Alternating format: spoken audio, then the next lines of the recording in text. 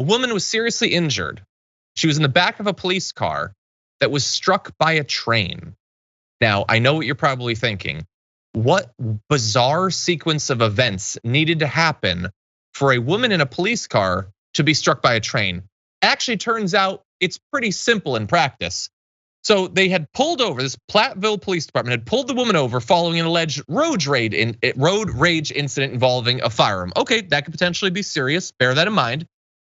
While the officers cleared the suspect vehicle as part of the investigation, a train traveling northbound struck the patrol car. Now, how did that happen? Because the cops had stopped their car on a train track, taken a woman, put her into a car that remained on a train track, and then just kept doing work and stuff. That's how a woman gets hit by a train, when apparently nobody has an issue with the fact that a car is sitting on train tracks for an extended period of time. I sort of semi-jokingly during our production meeting, JR, said that I am like oddly scared of my car being accidentally on train tracks. And I'm constantly thinking about it as I'm driving because I've seen it in movies. How do you not see that it's train tracks that you're park on the other side?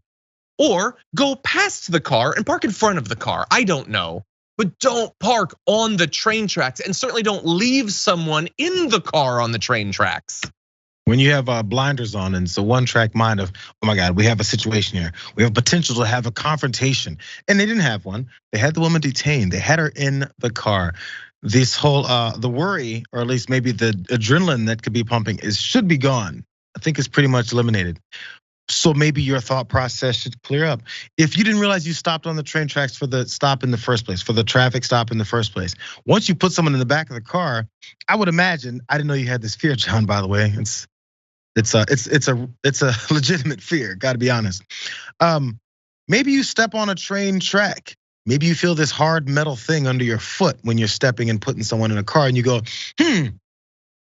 there's this thing that uses these things and it drives through really quickly and it can destroy other things that are on the tracks. How do you not know that you're stepping on a train track?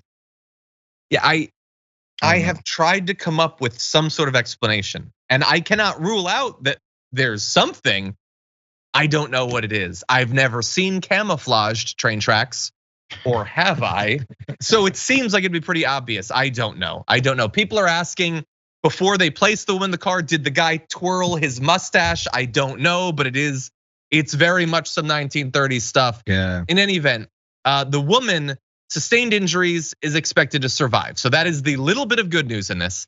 The police officer was placed on paid leave.